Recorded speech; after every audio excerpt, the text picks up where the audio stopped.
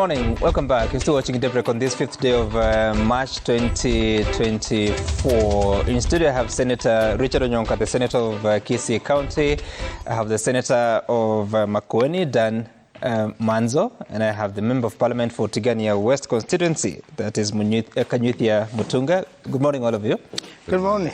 And it's good to see you. We're still expecting the arrival of Deputy Speaker at the National Assembly, that is Gladys Bowles. As soon as she is able to make her way here, she will be joining the conversation. But this morning, of course, you may have seen that story by Ayub Abdikadio about what is happening to farmers, and the members of Parliament, Kandara and Gatanga constituency, are up in arms opposing the implementation of taxation of some of the small businesses. Yesterday, there was a statement by the Kenya Revenue Authority to the effect saying that they will continue with a sensitization drive to make sure that the small businesses, including farmers, jua kali traders and artisans, among others, are able to understand how exactly to do the electronic tax invoicing system, which is expected to be managing that sector. So there is contestation. You may have seen the front page of the Daily Nation.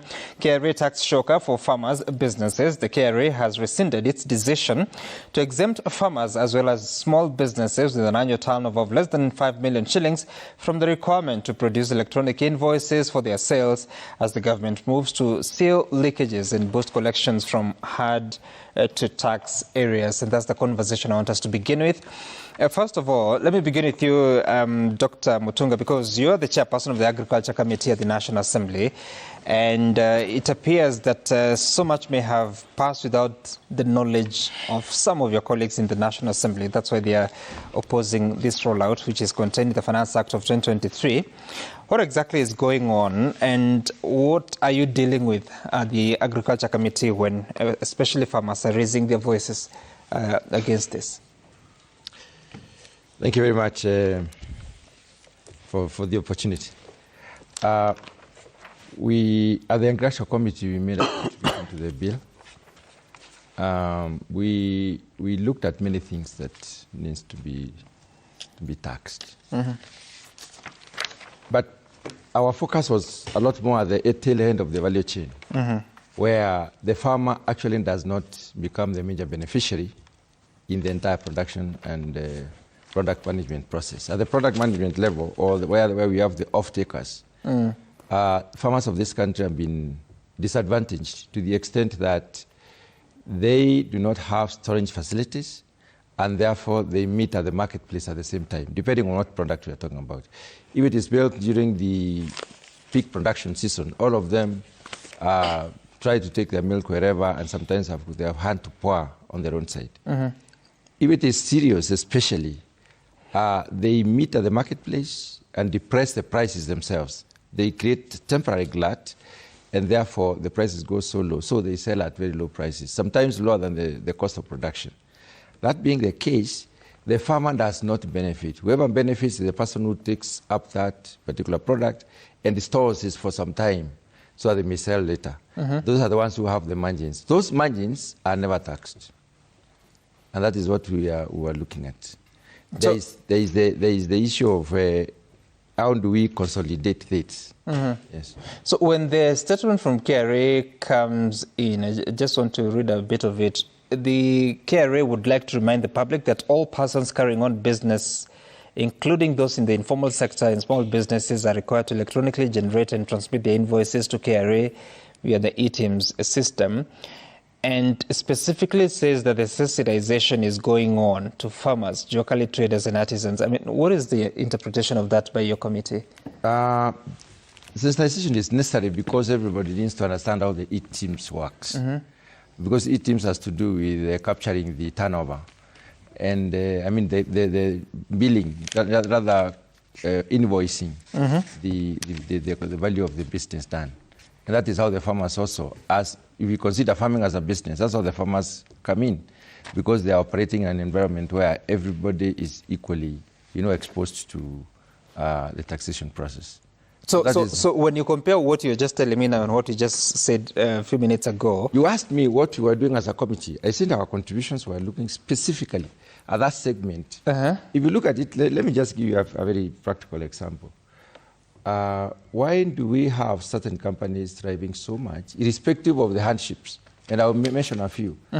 Most of the brewers in this country are those who sell cigarettes, the little leisure, when somebody gets little money which is not properly earned, hard earned, you don't plan for it, so you end up spending it anyhow. So that is why you see many people will have the telephone, even more than one line, more than one phone.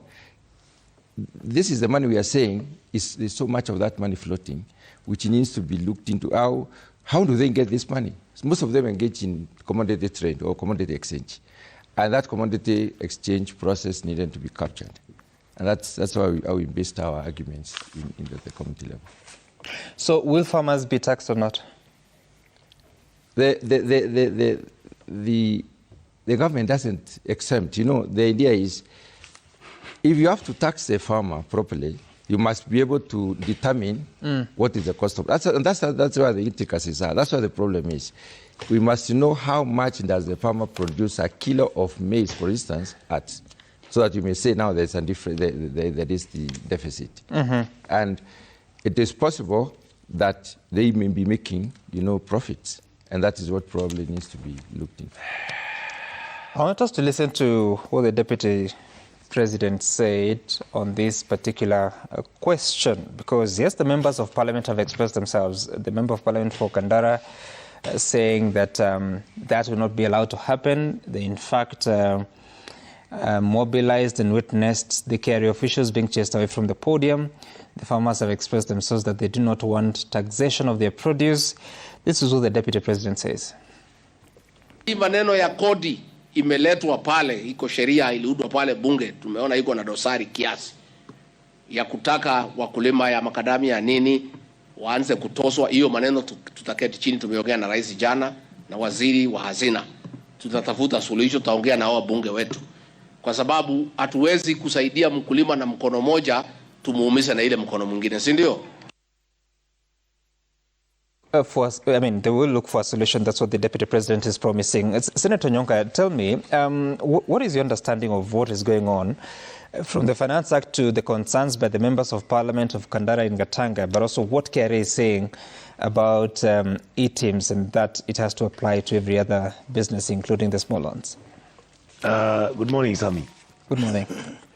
How I wish my colleagues had read that bill when it was brought to the House.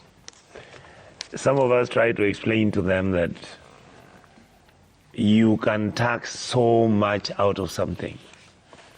I have listened to the answer that my brother Daktari has given about something about taxes being taxed. I don't know what something. The truth is, there are policies that have succeeded in various countries in revenue collection, in extending the revenue base, in making sure that the taxes that are there are not punitive, that the taxes are not, there's no double taxation or anything. What is actually happening right now in our country is that if you were to ask somebody to do an audit of the amount of taxes that are being generated from products within the country, those whether they're imported or manufactured, or whether it's agricultural products, whether it is agricultural goods and services, everything is just been overtaxed. Everything. So where we are, a clever government will then deliberately now begin to look at, and that is the little sympathy I have for DP Gachagua, that he's realized the ground is, vitu kwa ground itafauti boss. Hapa nje. Hawa jamaa, hakuna kitu watasema. Imagine in Central, members who are screaming and telling us how the bill is good and in fact Kenyans must pay taxes. You cannot do anything without increasing taxes. All that nonsense that was being spewed here on TV. What is happening now? Now the same guys are going to the ground and chickening and saying, we don't pay that, don't pay the tax. I mean, what do you think is the right thing to do? Because, Senator, in this country, there are people that pay taxes, there are those that do not. Yes. And it doesn't mean that they are not generating revenue. In fact, in some sectors, in some areas, farming is actually generating some profits. What should happen if everyone is to have a responsibility in building the nation? The question you're asking is really wonderful. I wish you were asking him. No. What is the government policy on taxation in agriculture? Sam, is there anybody in this country who knows what we get taxed? Do we tax inputs? Do we tax outputs? This guy is talking about, the thing is, in fact, now farmers don't even have a place where to go and store just wait. They go and store the goods which have been removed, which have been harvested. There's this thing. Soon you'll hear them say the challenges we are having is post-harvest challenges. God damn it! Go and fix the National Cereals and Produce Board, and everybody will store their maize there. What are they doing? The Cereals and Produce Board has just become a trading enterprise. People are taking maize there. When they get a deal, who's buying maize at the highest? The maize is taken out there. They go and give it to the miller. What is the government policy on agriculture as a whole today, if I ask you? Zero.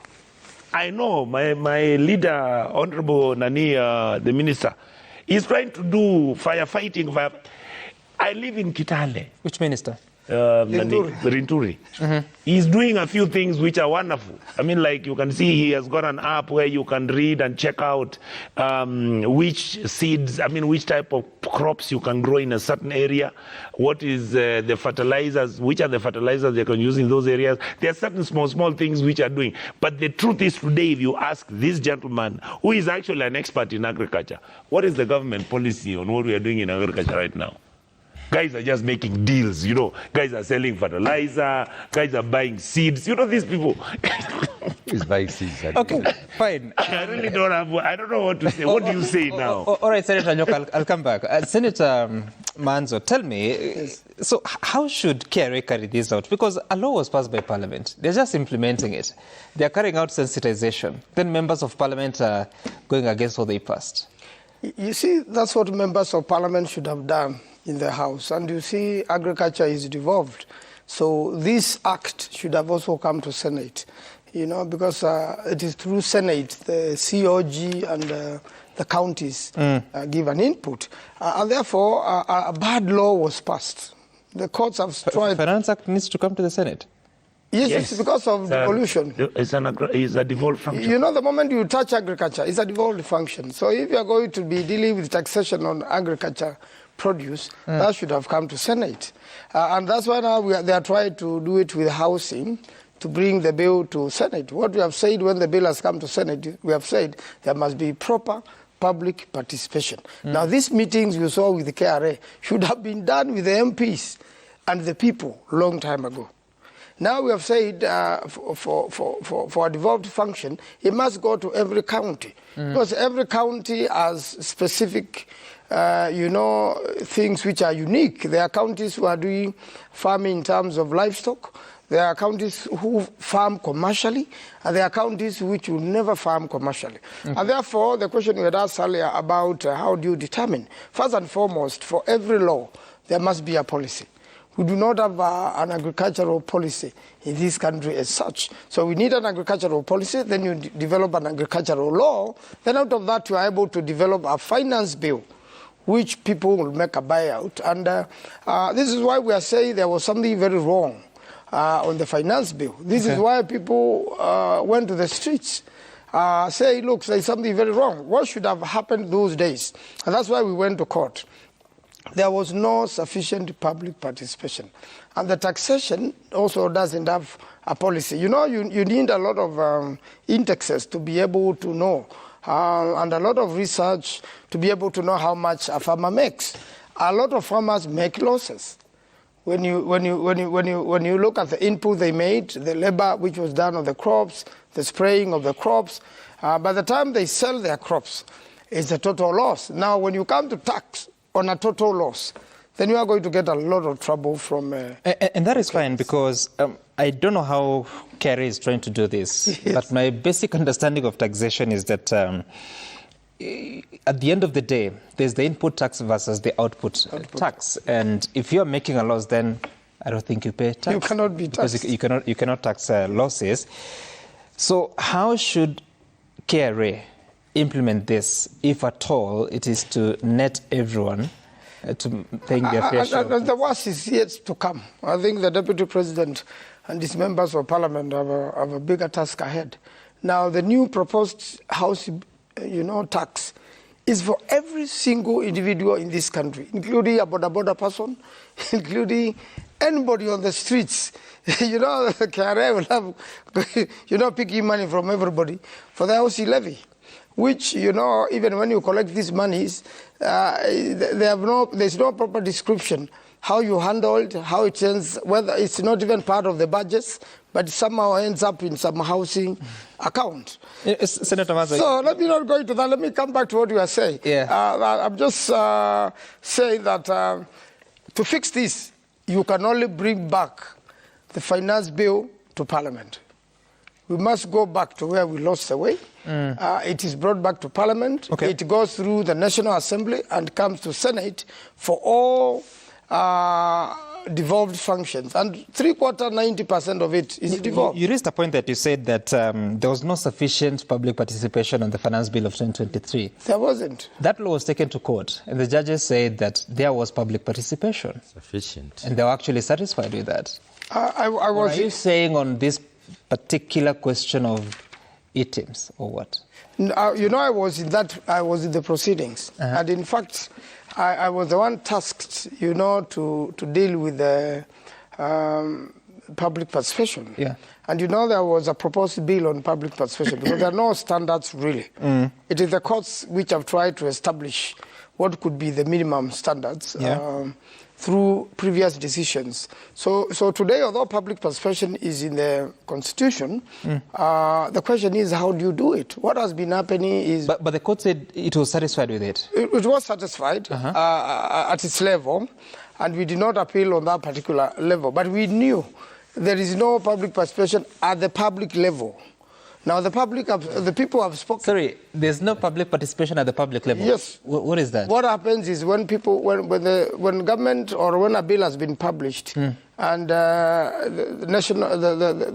Parliament is supposed to go and do public participation, there is a basic minimum of, first of all, making sure it is fully advertised to everyone so that those who want to do documents, those who want to do affidavits, or those who want to personally come and make their own contribution. What has been happening, even when the public has talked, and this has happened to all the bills, including the new insurance, medical insurance, not a single of what the people have proposed appears anywhere in the bill.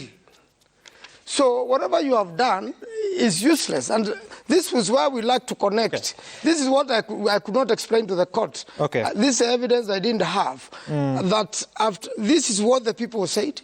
These were the notes taken by the people. And this was the original bill. And after the House, nothing has been brought from what the people have said. Okay. And therefore the question is there really public participation in this country? It's just by mouth. It's just in the law. Even though, Senator Manzo, you and I know that the court said that even after public participation, members of parliament are actually allowed to even introduce new clauses. And, yes, and my argument in court was, once you introduce a new clause, then you must take it back to the people. That's what we used to do when we were in the National Assembly. All right, I hear you. So, Mheshimiwa Kanyude, there are a few issues that have been raised here. First of all, should the finance bill go to the Senate?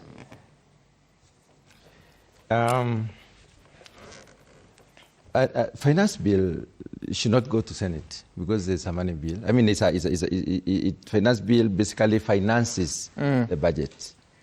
And according to the Constitution, unless you change the Constitution, and it's not one of the things that were discussed by So even if it touches on counties, it stays in the National Assembly and passes at the National Assembly? The idea is that when you talk about levies and fees and taxes, there is clear separation on what goes where. Okay. County fees are defined as it were. That is where the bill would have found relevance at the Senate. Okay. If, of course, we have levies that are supposed to go to county and are therefore taken to the National Assembly. I mean, to the national government. But I want to... Just before we go, the other question is, he says, Senator Onyonka says that there is no agricultural policy that would inform agricultural law in the country. Let me inform Senator Onyonka that there has been agricultural policies in this country, and I can quote several. The strategy for revitalizing agriculture was the agricultural policy that drove the agricultural sector during the economic, the Kibaki time, where we had the economic recovery strategy for wealth and employment creation. The interpretation of that in agriculture was a strategy for revitalizing agriculture. After that, there was the agricultural sector development strategy, which basically now looked at what are the achievements under the ERSWC that probably needed to be carried further after revitalizing the agricultural sector. The current policy is called Agricultural Sector Transformation and Growth Strategy. I don't think my colleagues know that such a strategy exists, so I think it is wrong to... Sammy, can I stop him? I think he basically say there is no policy. Because he just misleading the Kenyan public. I was not talking about we have no agricultural policy. That's I said basically what you said before the camera, that there is no agricultural policy. Why do you have to intervene before I finish? Finish the question. So you are an MP. Senator, you know, sometimes you can clarify. I was talking about agricultural policy vis-a-vis the taxation for this policy. Now you're clarifying. If he said agricultural taxation no, that's policy, what I actually meant. Yeah, because he's misinforming that I don't know that agriculture doesn't have a policy. Come here. Sorry, Honorable. When you say something, I think you should be Honorable Mutunga, Senator, you know, you said there's no agricultural policy. I said you also joined him. Taxation. No, the policy, what I meant. Which is fine. He said there is no policy in this country. What I meant, I would be a fool to assume that there's no policy. I said the agricultural policy, he's talking about agricultural development. So I am saying the policy does exist, but it does not give us a cascade as to where the taxes... Senator, thank you so much for explaining. Thank you. You're clarifying. Honorable, let me explain. Yeah. That policy basically looks at cost reduction in agricultural production process. And cost reduction has got to do with where we are, which are the cost centers that can be regulated to ensure that farmers produce at lower cost. And that is how we got exemption in certain areas. For instance, all the inputs for livestock feed manufacturing are cost exempted. All Sorry, you mean tax exempted or what? They are tax exempted, yes. As at now, they are tax exempted. There is no tax. The raw materials for the manufacture of animal feeds, the equipments for the construction of storage facilities. And I want to go back to that point because they misled the public again. They said, okay, there are enough stores. Let's not be careless when we are talking to some of these things which are factual and there is available data to back the same. We have 118 NSPB stores. They are not enough. SPB stores were basically constructed across the country to manage the grain is called the grain management, rather the supplies management of the grain. Some to receive the grain after production and others to distribute for consumption. So they were not just put at the point of production, all of them. What we are saying is that there are farmers in this country who need storage facilities and they are small in scale and they have no stores. So that is why we are saying, these farmers, once they harvest, they rush to the market, all of them, and they kill the prices themselves. So that is why we are saying the government now comes in to try and alleviate the suffering by not zero rating, having cost and tax exemption for the raw materials used for the construction of the storage facilities. And then there are three commodities that are completely tax exempted. We have the muslin, the wheat, and the barley. Complete, not zero rated, tax exempt. There are a few others which are also... Wheat, barley, and what? Wheat, barley, and muslin. Muslin is some flour that it has a mixture of flours. Now, the others which are zero rated. So it is used for production of livestock feeds or what? No, it's basically for human consumption. For the production of... So let me ask you this. With all those tax measures, and there's this effort to make sure that everyone is paying tax, because there's a question I'm not finding an answer for.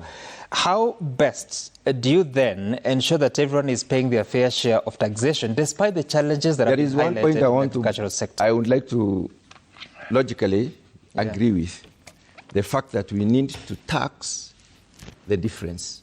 That is the profit. Not the total income, because that total income may be lower than the producer price, the cost of production. Because if the cost of production of a kilo of maize is 12 shillings and 50 cents, in certain regions it's even 22 shillings. If the cost is 22 and they are selling as 15 shillings, how can we tax you? You already are losing 7 shillings. So if the cost is 22 shillings and you're selling at 15, you are losing 7 shillings. So how do we do that so that the system is fair? Because the Kenyan farmers, they're raising the questions because they say every expenditure is too high to an extent that you now want to tax. What exactly are you taxing? How do you ensure that that calculation is properly done? We have two margins that you can look at, the net margins and the gross margins. The gross margins is what you get after production, total. But then we go to the net margin after you remove the other costs, the added costs. These are things we've done in agriculture for more than 20 years. So I'm just talking about facts. So if we can focus on the margins and not on the turnover in agriculture is not correct. And the farmers will complain. What I'm asking is, so the properly structured farms, it is clear. Yeah. For the small-scale farmers, how do you do that? They don't necessarily maintain records. We need to go to the extent of having these records maintained. You see, this tax provision does not necessarily say formal businesses. It talks about everyone. It includes everyone. Including which means informal it includes and small the businesses. formal and informal businesses. Yes. Farming is not really a formal business in the very considered, because it is the parameters it is under a lot of incidental, it is farming happens under the mercy of the weather, and we cannot control the weather. Sometimes it gets dry, and then we lose the entire crop, or we lose part of the crop, or it becomes very expensive for us to. Okay. There's only one little issue. Sorry, we'll come back to that. I need to take a short break. I'm looking for answers. Let's take the break.